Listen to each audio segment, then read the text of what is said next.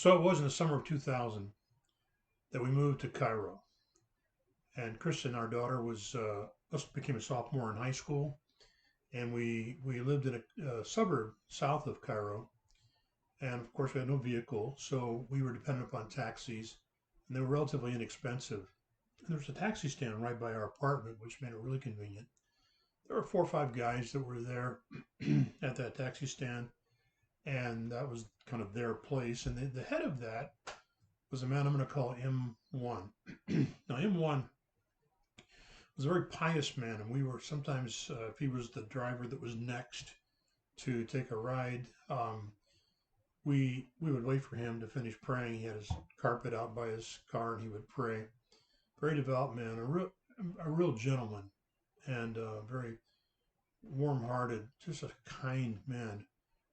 And we really enjoyed him, and it was always good to get him to be our driver. And there's times we went further away out of the area, and we were happy to get him. In any event, there were a couple of the drivers who were kind of a problem. One, not so much, but he would make my daughter and my wife feel a little uncomfortable. And nothing he said really, but that was a problem. But there was another guy who was just horrible in terms of what he would say and what he would just his stares and so forth, and how he'd make comments to women on the streets that we were passing. So it came to be a problem because there were times when he was the only one down there, the other drivers were gone. And finally I came down and I told M1, I said, we have a problem with 2 of the drivers. And I told him what the problems were. There was a minor issue, relatively speaking, and then a major one.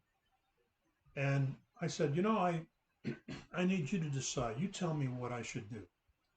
What I'm looking to you to help me to sort this out.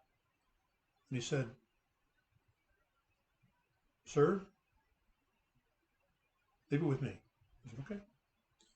So as it turns out, there was a Shell oil company across the street from the taxi stand.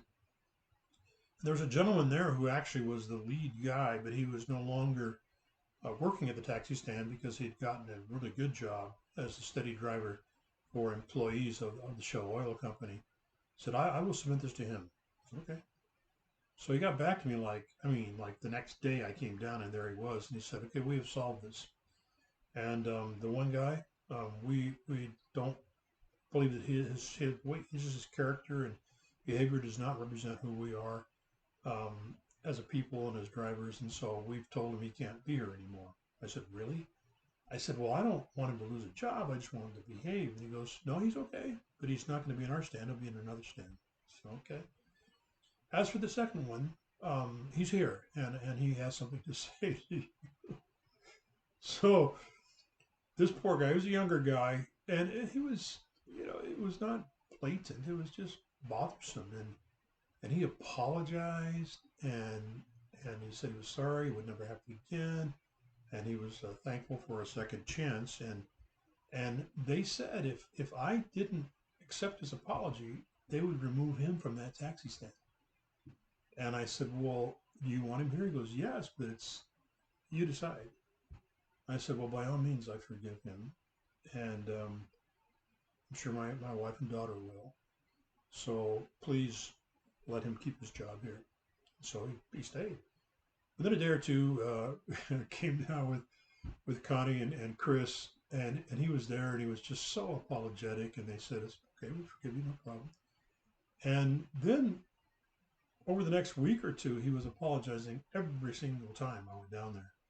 Finally, I turned to him and I said, listen, young man, we accept your apology, and it's over.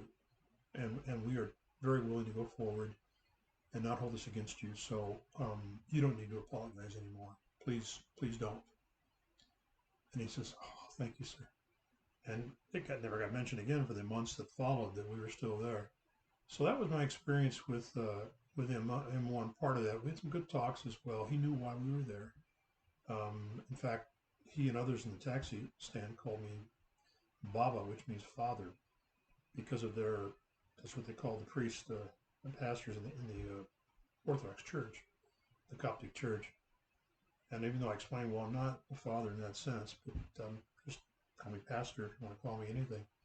So it was either Sir or Baba. That's what I got called, and I'm grateful to have known this man, and a fine character, and one who really added value to our living experience there in this suburb of Cairo.